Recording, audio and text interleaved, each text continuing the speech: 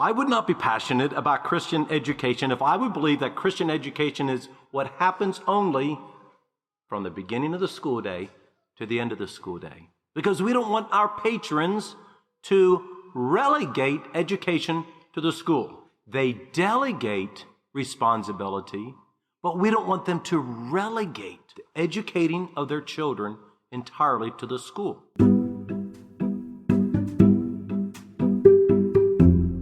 Welcome back to the Doc School Leader Podcast, where we're dedicated to the renewal and growth of school leaders. I'm your host, Kyler Martin. We hope to help you lead your school community with greater wisdom and courage. Transformative schools need effective leaders, and effectiveness requires patient training. Here we go.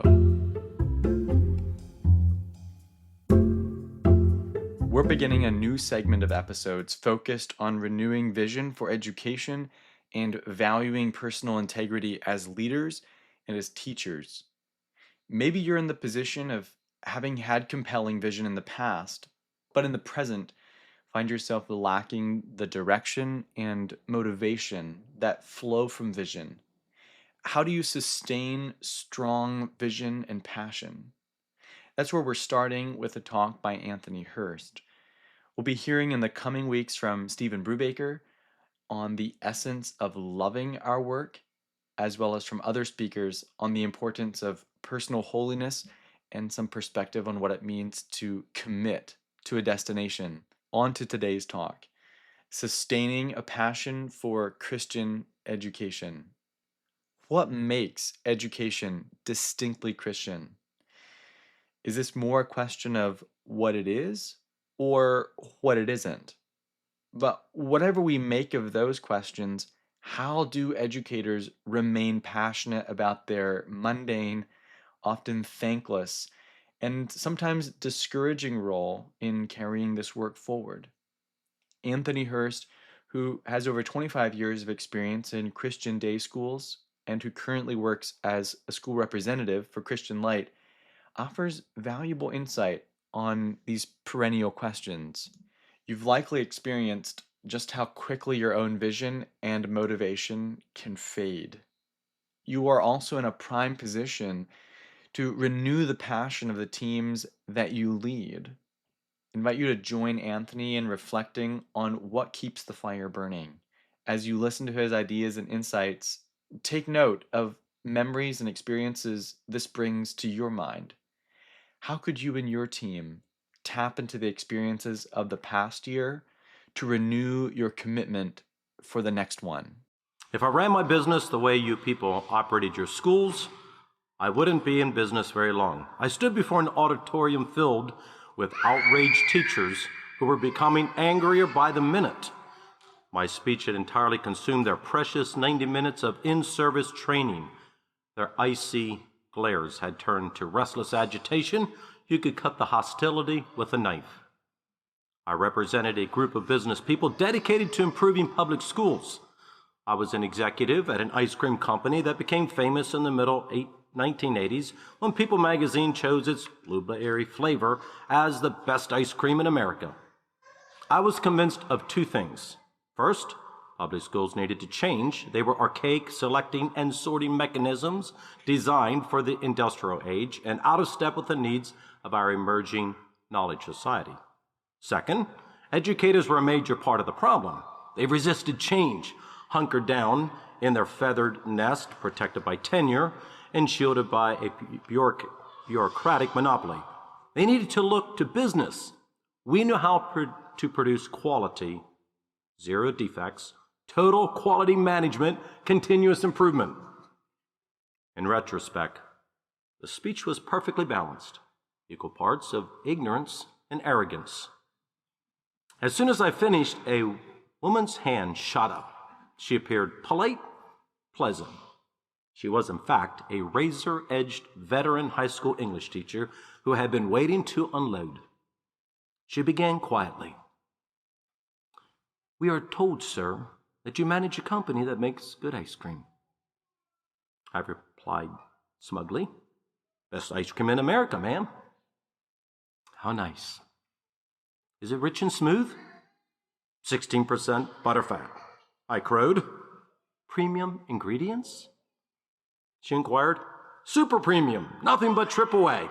I was on a roll. I never saw the next line coming. Mr. Vollmer, she began, leaning forward with a wicked eyebrow raised to the sky.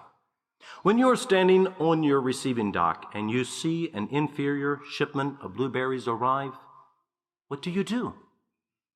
In the silence of the room, I could hear the trap snap. I was dead meat, but I wasn't going to lie. I send them back. That's right, she barked. We can never send back our blueberries. We take them big, small, rich, poor, gifted, exceptional, abused, frightened, confident, homeless, rude, and brilliant. We take them with attention deficit, hyperactive disorder, junior rheumatoid arthritis, and English as their second language. We take them all, every one. And that, Mr. Vollmer, is why it's not a business. It's school. In an explosion, all 290 teachers, principals, bus drivers, aides, custodians, and secretaries jumped to their feet and yelled, "Yay, blueberries, blueberries!" Why I'm passionate about Christian education? Well, we know, first of all, that Christian education is not limited to what is happening at school. I would not be passionate about Christian education if I would believe that Christian education is what happens only from the beginning of the school day to the end of the school day. Because we don't want our patrons to relegate education to the school.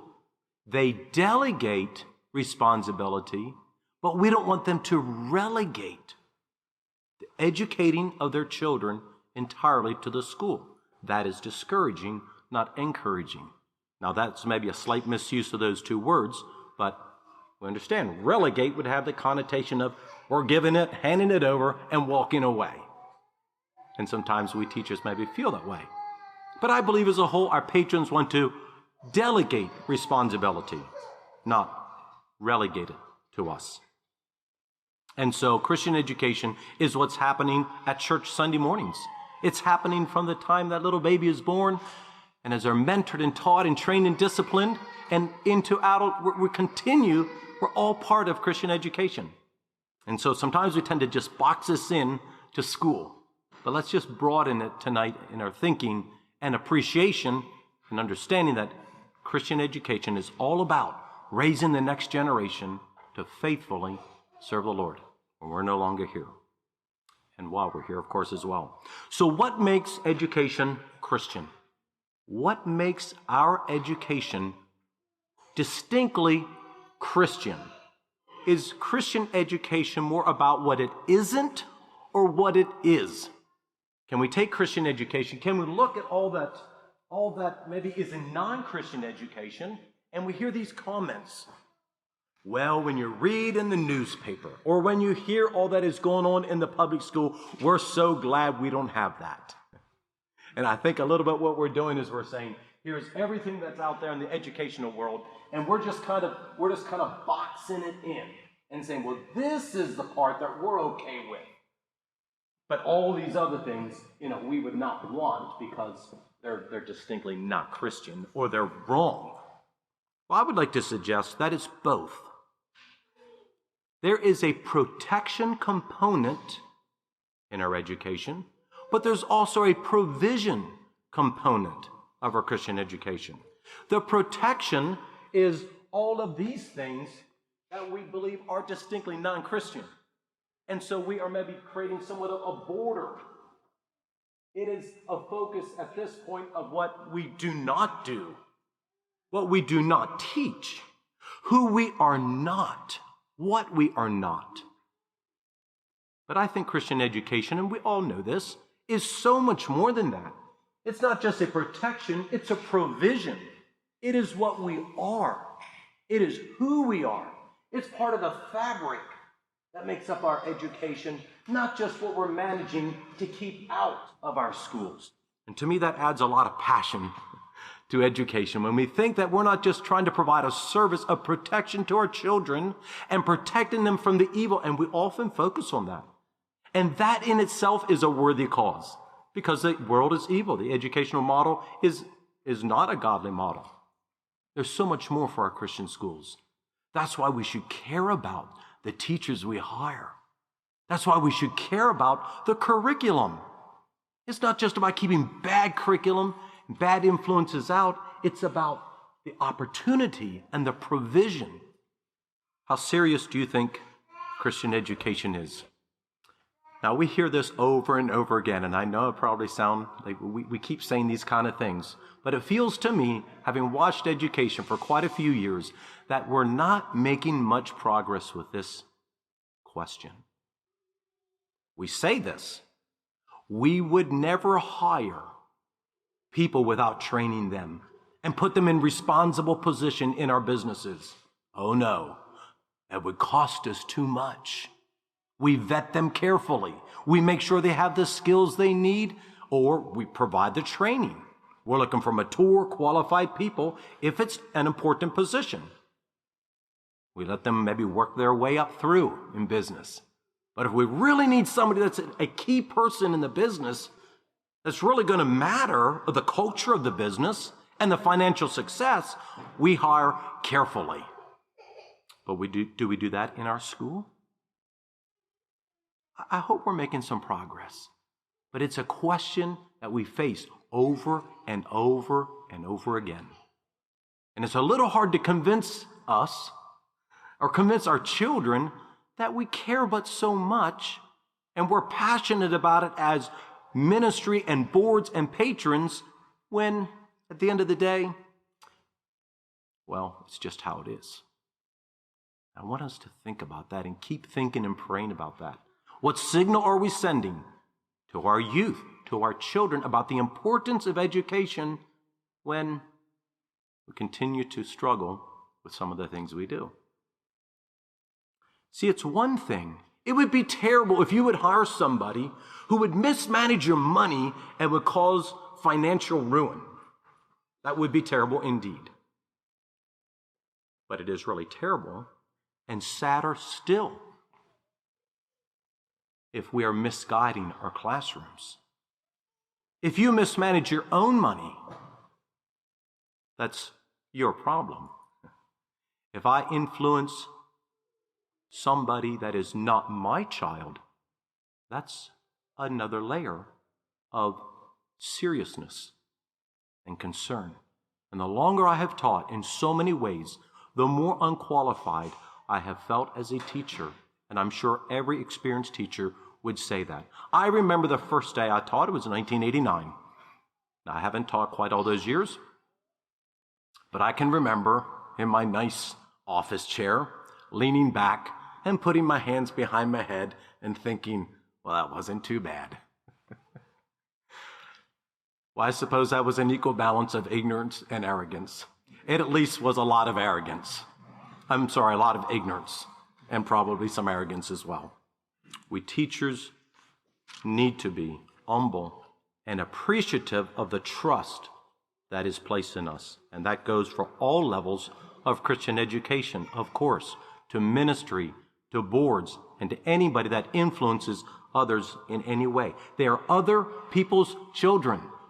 And those of us who have children in school see a side of that we didn't, maybe those first years of teaching, as I'm sure quite a few taught before you had children. And then when your own children are going to school, you realize the vulnerability and how sensitive we become. I think we as teachers and in our schools, and this I think applies to boards and teachers, we lose the passion if we feel that we become this indispensable fixture in our educational programs versus we are humbled to be a servant in the community. And I don't want to spend a lot of time here, but let's just think about this a little bit. The difference between feeling it's a privilege to serve, I'm honored to serve, I'm humbled to serve, versus they are lucky they have me as their teacher. Now, if I would ask for a raise of hands of those who ever taught or are teaching and have struggled with that feeling, if you're honest, you would probably have to raise your hand, at least a little bit.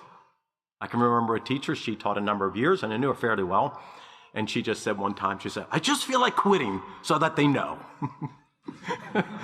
It's just like, well, school boards, there's maybe a little lesson for you right there, isn't there? She felt taken advantage of. And rather than just grappling with that in the moment, she was frustrated and said, I just feel like quitting, so that, kind of make them pay for the fact that they assume that I'm just going to teach a year after year after year. It's something teachers must struggle with. It's sometimes that thankless job.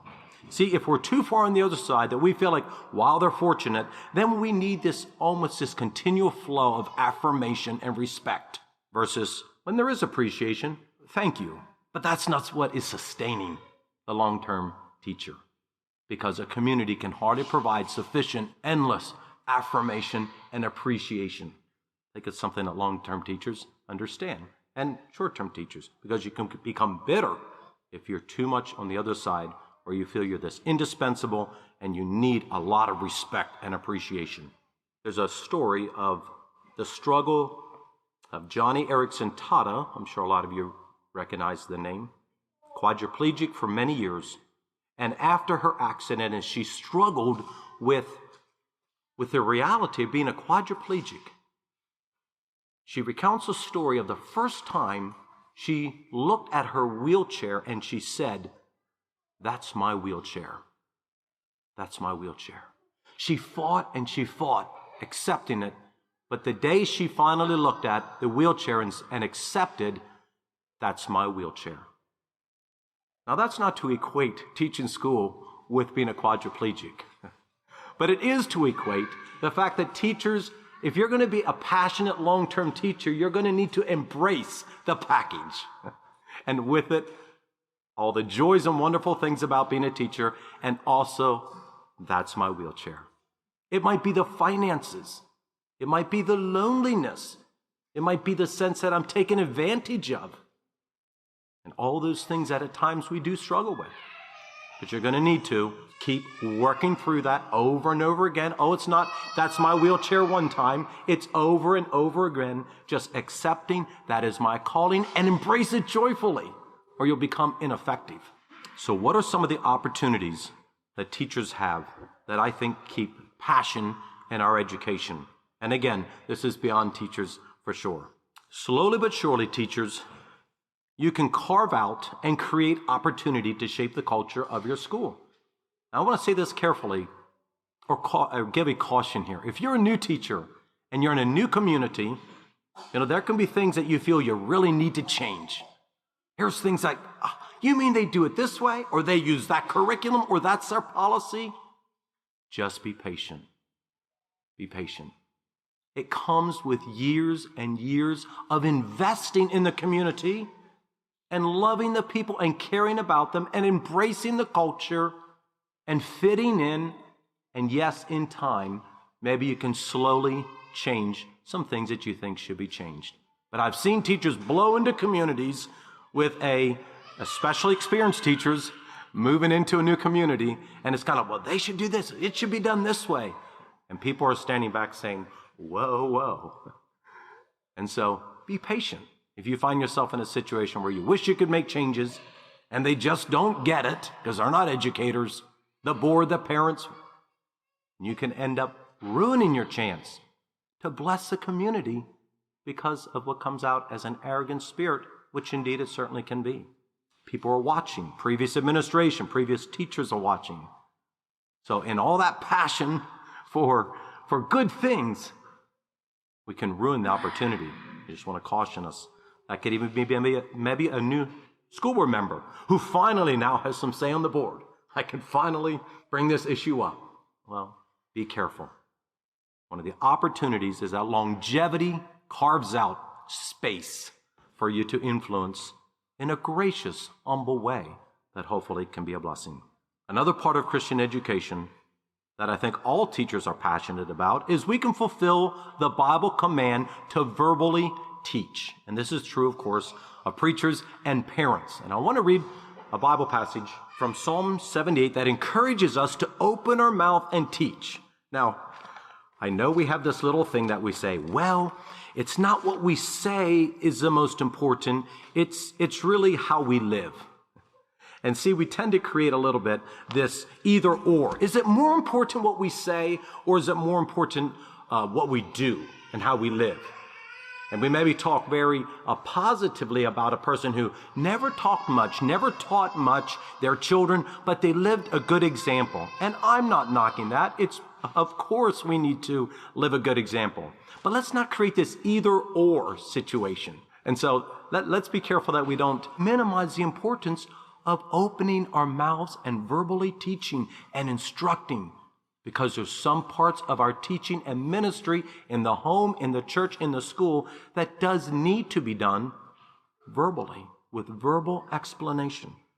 And I think Psalm 78 gives us some beautiful encouragement. I'd like to read a few verses. Give ear, O my people, to my law. Incline your ears to the words of my mouth. I will open my mouth in a parable. I will utter dark sayings of old, which we have heard and known, which our fathers have told us. We will not hide them.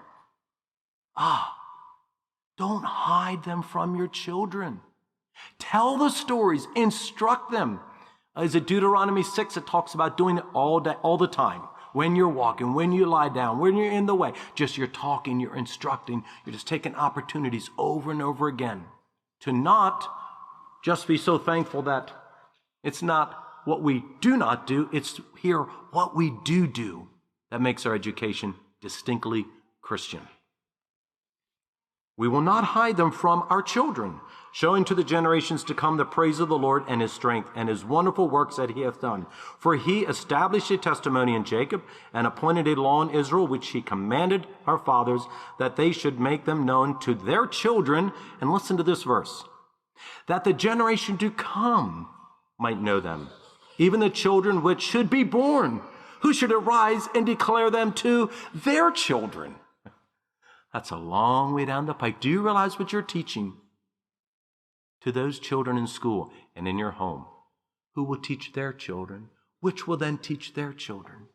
So if we think of the power of what we're teaching and the influence, did you ever try to imagine who all influenced you? Because they influenced the people who influenced you, that influenced the people that influenced, okay? You know, we can't even go back very far, and most of us, unless you're a historian, we have no idea who they are. How many could tell me right away the names of your great-grandparents? You just tell me. Grandparents? Yes. Who influenced them? Who taught them in school? You know, our names will be forgotten, and I hope you're okay with that. You better be, because it's going to happen. And it's just astonishing how soon. Some people ask sometimes, so who taught at Marston School? It's been around for a long time. How old is the school? Who were the first? I have no idea. Well, you know what? That's going to soon happen to me. My name will be gone. I'll be in the records, I suppose, and probably some photos from the yearbook or whatever. But the influence will go on and on and on. And in that, it should cause us to be careful, because those influences will reach in ways that at this point we can't wrap our minds around it. We can't really understand how that will all play out. Another part of the Christian education, the verbal part, is to help them not just learn the knowledge, but impart wisdom. Now, I have a lot of respect for homeschoolers and for other types of educational models, but it is one thing that the school affords that is unique, and we want to take advantage of. We can engage the students, not with just the knowledge part, but the teaching, the verbal teaching day after day gives us tremendous opportunity to talk about things that are part of the fabric of what we're doing, not just the lessons. And all of us care deeply about this and probably are the most passionate about these opportunities. You can ask your students, amongst, of course, thousands of examples, would it be right to flee if you were a purchased slave and just watch those wheels churn? Would it be right to flee if you were a purchased slave? What do you think? If you would be a slave, would you flee? And they paid for you. What do you think most students will say? Well, of course it's okay to flee. It's not right. Was it right for them to slap you on one side of the cheek? What are you supposed to do? Turn the other. So that criteria crumbles right away, doesn't it? That it's not right, it's not okay. Well, many things happen that are okay that happens to Christians. Or if a slave would come to your door a purchased slave, would you take him in? People face these kind of questions. What if somebody came to your door and asked if a slave is hiding in your house? Would you lie? There's so many opportunities to just help them think of real life lessons to prepare them, help prepare them for life, and imparting wisdom, real life. Here's where life happens, with hard questions that go far beyond the books. School also provides a haven for students that come from difficult situations. And I want to be careful what I say here, but I do want to talk about this a little bit because I'm passionate, deeply passionate about this subject or this opportunity. It provides a haven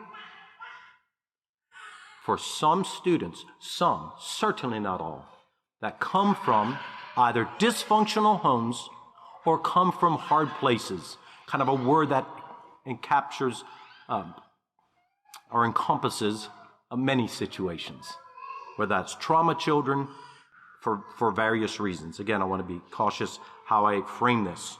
But there are students who come into our school. That school is the place where they really experience a sense of belonging and love that they don't experience at home. Other children who desperately need that because they are still trying to understand what it means to really belong at a deep level because of possibly things they faced in their past, particularly neglect. God might use you as a teacher to just make that student feel like they belong to the community and they're wanted and they need it so desperately. And the longer you teach and the more you observe, likely you will see those opportunities. I think of certain students that I had the privilege of teaching through the years, and when we understand at least a little bit of what they faced or are facing, it gives us compassion. And we can be the hands and feet of Jesus in those moments. Now, I know there's lines that we dare not cross, and we need to be careful. I don't really have time to talk about that now. There are lines that we can cross as teachers in wanting to meet the emotional needs of our students that are beyond a wise reach. That is very, very true. And a lot to think about and pray about there. That's the one side. The other side, school sometimes does offer an opportunity to meet the needs, the emotional needs, or at least contribute to meeting their needs in a way that is unique because of the relationship you have with your students. I can think of a dear boy I taught years ago, and he was shaking in my office physically and in tears and just all disoriented. But when I remember that he spent the first maybe 4 or 5 years of his life in an orphanage in Russia, I could extend grace and love to him. But if I wouldn't have known that, it would have been very frustrating. Think of another student who had her head down, was all frustrated and just pretended not to listen. But when I remembered that her mother went to a different church than her father and did other very difficult things in the home, wishing some of the children dead and those kind of things, no wonder she put her head down and had a hard time just looking around. Another student who I taught a couple years, who tended to just struggle socially and academically tremendously, but told me that, he's not really that excited about his mother coming home and finally living with him again, because he doesn't really know. She had told him, "You can mark it in a stone, I will stay this time." But she left again. And God just gives us some opportunities to just bless those students. And let's be careful we don't just add to the insecurities and hurts that some of these children have already. God opens those doors, pray carefully. And those are some of the most beautiful opportunities that we as teachers sometimes have, and meaningful times. They go far beyond the academics and the books. I believe in a Christian school. Another thing that gives me passion is that a Christian model, if our model is truly biblical, every student can be a success. Every student can be a success. We struggle with this, and don't we, teachers? And it just grieves me to see students come to school and hate school because every day it's a reminder that they are a failure and they're stupid and they just can't keep up. And it troubles me deeply. How can we have every student a success? We must work toward that. It's not easy, but we must work toward the ability for every student to come into school and be under the blessing of the administration, the boards, the teachers, and that student feels loved and cared for, and they have a reasonable shot at being a successful student. And if we keep that bar up too high, and it's all about the academics, and 100% means perfect, I guess that's what it means. Again, I'm asking some questions here. I'm not quite sure what to do with all of those. Would you enjoy going to work every day with your best foot forward and you're being told that you just must do your best because God cares about this, and you know every single day you can't quite please the system? Would you keep working like that day after day? I've had a few experiences like that. I was working with an organization a number of years ago, helping with some workshops and laying out some workshops, and I'll tell you, I had this incredible crushing feeling that I could hardly breathe. I could hardly keep my head above the demands that were on me.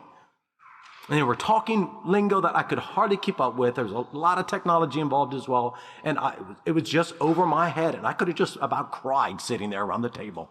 I just felt like a failure. I wanted to run. And I think God gave me that experience to give me some compassion for students who are going to school day after day and they can't make the grade. Oh, but keep trying. That's what God wants you to do. And you got to smile and be cheerful and do your best. Yes, there's a lot of truth in that. But our children have tender hearts. So I want to encourage us to think about it. If God gives every person a chance at being successful, our model should be no less. That every child has a chance of being successful. And we must think through how to make compromises or adjustments so that that is possible. In closing, I want to read a quote from C.S. Lewis. Maybe you've heard this one before, but just a call or an encouragement to really love our people, our children. It's not just about the academics. It's the life lessons we're teaching. It's the acceptance. It's the haven of security. It's the opportunity to influence them in a Godward orientation, to really love them well. With that, though, is a vulnerability that sometimes the longer we teach, the more stoic we become, because it is messy. Relationships are messy. Loving people and caring about them doesn't always work out so well. And we can be hurt at the end of the day. We can have students that turn around after what we think we've done for them, seem to walk away with no appreciation. C.S. Lewis says this: to love at all is to be vulnerable. Love anything and your heart will be wrung and possibly broken. If you want to make sure of keeping it intact, you must give it to no one, not even an animal. Wrap it carefully round with hobbies and little luxuries. Avoid all entanglements. Lock it up safe in the casket or coffin of your selfishness. But in that casket, dark, safe, motionless, airless, it will change. It will not be broken. It will become unbreakable, impermeable, irredeemable. To love at all is to be vulnerable. Parents, teachers, educators from all aspects and opportunities, let's love.